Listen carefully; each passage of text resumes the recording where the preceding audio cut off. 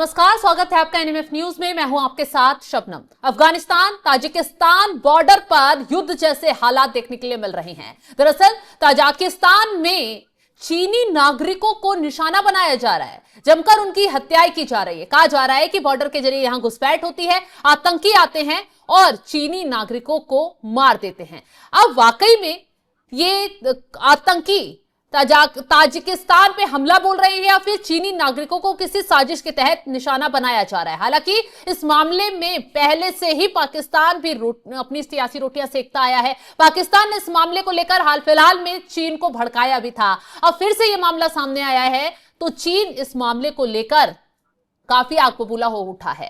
तो आज इसी पर चर्चा करेंगे। चर्चा के लिए हमारे साथ जुड़े हुए हैं वरिष्ठ पत्रकार पंकज प्रसून जी। पंकज जी, अफगानिस्तान और ताजिकिस्तान बॉर्डर पर युद्ध जैसे हालात हैं, चीनी नागरिकों को लगातार वहां कुछ घुसपैठिए आतंकी निशाना बना रहे हैं। आखिर मामला क्या है, विस्तार से पूरा मामला समझाइए। जब आप नक्शा देखिए एक बार, अफगानिस्तान और तजाकिस्तान की सीमा पर वहां पे इस तरह के हालात है जो कि वखान कॉरिडोर के पास में है। और वखान कॉरिडोर के शुरुआत में वहां एक एयरबेस है और जिस पर कब्जे के लिए अमेरिका लंबे अरसे से प्रयासरत है। ठीक है, अब मैं आपको थोड़ा सा एक बैकग्राउंड बताता हूं। तालिबान जब नहीं आया था, या जो पहली बार तालिबान जब सत्ता में आया था, तो इसके खिलाफ एक गठबंधन बना था जिसका नाम था नॉर्दर्न अलायंस। और उस नॉर्दर्न अलायंस में ये चूंकि जो तालिबान है वो पश्तून लोगों का है। हाँ। तो नॉर्दर्न अलायंस में वहां के रहने वाले दूसरे ट्राइब जैसे कि हाजिरा, ताजिक, ये सब थे। तो लोगों ने तालिबानियों के खिलाफ ये संगठन बनाया था, लड़ाई लड़ी थी और लंबे अरसे तक लड़ाई लड़ी थी। अहमद शाह मसूद इसके लीडर हुआ करते थे। हाँ। ये ज्यादा पुरानी बात नहीं है, हम लोग को याद है। आप लोग शायद उस वक्त पढ़ाई कर रही होंगी स्कूल में, तब की ये बात है। जब तालिबान पहली बार शासन में आए थे तब की बात है, जब भारत का जो प्लेन हाईजैक हुआ था ना, उस वक्त ये बात है। तो उस नॉर्दर्न अलायंस को सपोर्ट था ईरान का, उस नॉर्दर्न अलायंस को सपोर्ट था भारत का। और जब तालिबान के खिलाफ जंग छिड़ी अमेरिका ने, तो उसी नॉर्दर्न अलायंस को सपोर्ट किया अमेरिका ने। और फिर ऊपर से हवाई हमले अमेरिका करता था और नीचे से जो ग्राउंड पे कब्जा ये नॉर्दर्न अलायंस कहते थे, अहमद शाह मसूद वाली जो सेना थी वो। और ये हो गया खत्म, तालिबान जीत गया, वहां पे अमेरिका चला गया। अब जो बगराम एयरबेस जिसकी मैं बात कर रहा हूं, वहां पे अमेरिका को कब्जा चाहिए। तो वो कैसे कब्जा होगा? अगर फिर से वही उज़्बेक लोग तालिबान के खिलाफ हो जाए, अगर फिर हाजिरा लोग तालिबान के खिलाफ हो जाएं, इन पश्तूनों के खिलाफ। अमेरिका पर्दे के पीछे से वहां खेल खेल रहा है। अभी तो और कहानी, अभी तो बहुत इंटरेस्टिंग है ये। अब वो लड़ाई हो रही है। अब बताइएगा कि चीनी नागरिक ही क्यों, चीनी नागरिकों क्यों निशाना बनाया जा रहा है? हाँ, सवाल यही है। तो हुआ ये कि जो आप देखिए वखान कॉरिडोर के जस्ट नॉर्थ में जहां से तजाकिस्तान की सीमा है, वहां पे चीन की मदद से तजाकिस्तान इंफ्रास्ट्रक्चर प्रोजेक्ट्स बना रहा है। अच्छा, ये अमेरिका को पसंद नहीं कि चीनी वहां पे आके बैठ जाए, क्योंकि चीनी नॉर्थ में, वखान कॉरिडोर के नॉर्थ में तजाकिस्तान में बैठे हुए हैं और वखान कॉरिडोर के साउथ में पीओके, जो भारत वाला गिलगिट बाल्टिस्तान पीओके है, वहां पे हाइड्रो पावर प्रोजेक्ट वगैरह लगा रहे हैं। हाँ। तो वखान के कॉरिडोर के दोनों तरफ अगर चाइनीज फौज है तो हम वहां कैसे इंटरफेयर करें, इन्फिल्ट्रेट करेंगे? तो दो चीज होगा इससे। एक तो अफगान के भूमि से अगर जाके चीनियों को मारे तजाकिस्तान में, तजाकिस्तान अफगानिस्तान की सीमा पर तनाव बढ़ेगा दोनों देशों के बीच। यही पैटर्न पाकिस्तान अफगानिस्तान की सीमा पे भी तनाव बढ़ाने के लिए किया गया है। और इस वक्त में अमेरिका जो है वो अफगानिस्तान के खिलाफ है और सीधा तजाकिस्तान को सपोर्ट कर रहा है। और तालिबान हारेगा कैसे? जब आसपास के देश तालिबान के खिलाफ हो जाएं। बिल्कुल, उधर से तजाकिस्तान खिलाफ हो जाए, इधर से पाकिस्तान खिलाफ हो जाए, और सब ये करेंगे, फिर से वही नॉर्दर्न अलायंस होगा। हाँ, हो जाए। ये सारे आसपास के देश हैं। ये तो हो गया पॉइंट नंबर 1। अब ये बोलिए कि सिर्फ बगराम एयरबेस के लिए वो हटा रहा है, मतलब तालिबान को, या कुछ और मकसद है? क्योंकि बगराम एयरबेस को है, लेकर अभी आमिर खान मुत्तकी भारत आए थे, उन्होंने सीधा साफ शब्दों में अमेरिका को चेतावनी दी थी कि बगराम पर हम किसी और की सेना किसी कीमत पर बर्दाश्त नहीं करेंगे। नहीं करेंगे, ठीक है, लेकिन अगर नीचे से मान लिया कश्मीरी मिलिटेंट्स जाए और उधर से पाकिस्तान आक्रमण करे, उधर से उज्बेकी लोग आ जाए, तो वो तो पतली पट्टी है, तालिबान उसकी रक्षा कर सके और कितने दिनों तक, उसका ये। अब एक और बात समझिए, उसी वखान कॉरिडोर से होके चाइना एक रेल लाइन बना रहा है। अच्छा। कि चाइना के जिंगजियांग प्रांत से वो निकलेगा और वो रेल लाइन जाएगा पूरे अफगानिस्तान से होते हुए ईरान तक वो पहुंच जाएगा, सीधी कनेक्टिविटी। और हाँ, सीधी कनेक्टिविटी वाया रेल। हाँ। और उससे क्या होगा कि वो रेल लाइन का एक नेटवर्क का एक लाइन चला जाएगा तुरंत तजाकिस्तान में भी, तजाकिस्तान से भी व्यापार होगा, और उसके बाद एक चला जाएगा ईरान में भी, तो पूरा वो जिधर से होके गुजरेगा वो संपन्न इलाका हो जाएगा ट्रेड के हिसाब से। अच्छा।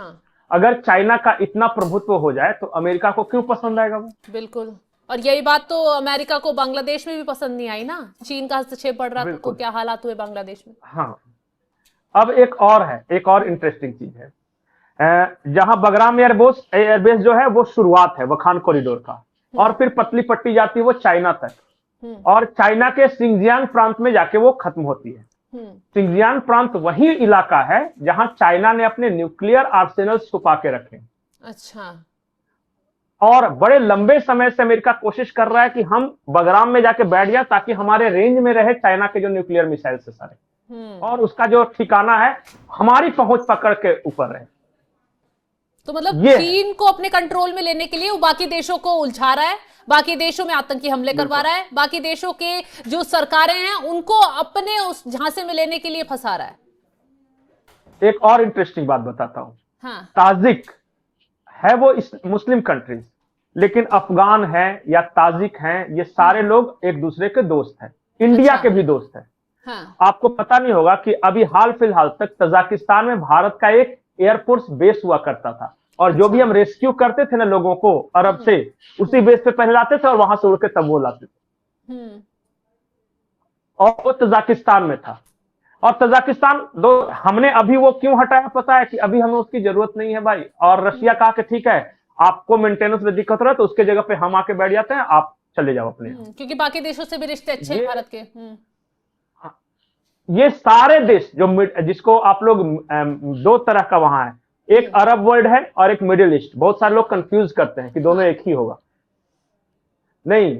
जो पुराना यूएसएसआर है, जो टूट के बने जो मुस्लिम कंट्रीज जैसे तजाकिस्तान, किर्गिस्तान, ये उज्बेकिस्तान, ये सब जो उज्बेक लोग सब अलग अलग वहां था। हाँ। उनके साथ हमेशा से रशिया के संबंध भी अच्छे हैं और भारत के संबंध भी अच्छे। हाँ। और आजकल अफगानिस्तान के संबंध भी अच्छे हैं उन सब के साथ। लेकिन अब तो इन्हें उलझाया जा रहा है ना, अब कहाँ अच्छे हैं। और जो अरब हो गए ना, अरब हो गए वो सऊदी, कतर, ये यूएई, यमन, जो पूरा जॉर्डन और मिस्र तक का पूरा वो सब वही इलाका मानता है। हाँ, ये सब है। अब मिडिल ईस्ट जब यूरोपियन कहते तो बड़ा साजिशन कहते हैं पुराने यूएसएसआर के देशों को भी। और अमेरिका की कोशिश यह है कि जो पुराने यूएसएसआर के देश हैं, जैसे अभी जिसका लड़ाई चल रहा है ना, यूक्रेन भी पुराना यूएसएसआर ही था। अच्छा। तो ये सारे देशों को हम रूस के खिलाफ खड़े कर दे किसी तरह तो हमारा काम बन जाएगा यहाँ पे। ये है साजिश वहां। तो साजिश के तहत डोनाल्ड ट्रंप पर्दे के पीछे से खेल खेले जा रहे हैं। हाँ। नहीं, और हमला किसने किया? उज्बेकी इंटेलिजेंस का दावा है कि ये हमला तालिबान ने नहीं किया है, चाइनीज लोगों को तालिबान ने नहीं मारा है, ये हमला करवाया गया है। नहीं, ये हमला करवाया गया है ISIL के द्वारा, Islamic state of Syria and Lebanon, शायद एल से कुछ उनका एक टर्म है। हाँ।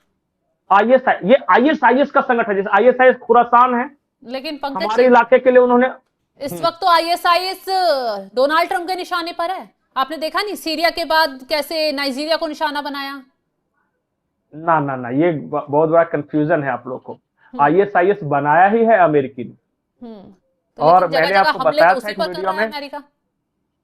नहीं, क्या होता है कि जब इस तरह के मॉन्स्टर वो बनाते हैं ना, तो जो जहां जहां उनके अकॉर्डिंग काम करते रहता है उसको पैसे और फंड देते हैं, जहां थोड़ा इधर उधर डेविएट हो जाते हैं नवंबर 7। अभी आपको पता नहीं होगा कि पाकिस्तान के अंदर ISIS के एक बड़े फील्ड कमांडर को पकड़ा गया, उस सनाउद्दौला या इस तरह करके नाम था।